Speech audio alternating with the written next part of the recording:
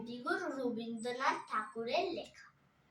কুমোর পাড়ার গরুর গাড়ি, বোঝাই করা কলসি হাঁড়ি, গাড়ি চালায় বংশী বদন, সঙ্গে যে যাই ভাগ্নে।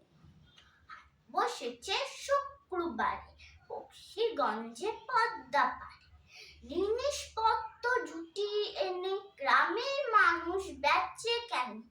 উচ্ছে বেগুন পটল মূলো, বেতের বোনা ধামাকুলো, সর্ষে ছোলা ময়দা আটা, শীতের রাপার নকশা কাটা, ঝাঁঝরি করা বেরি হাতা, শহর থেকে সস্তা ছাতা।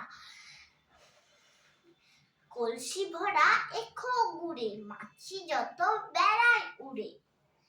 খড়ের আটি নৌকোবে, আনলো ঘাটে চাষির মেয়ে। অন্ধকানায় পথের পরে, গান শুনিয়ে ভিক্ষে করে। পাড়ার ছেলে সানে ঘাটে, জল ছিটিয়ে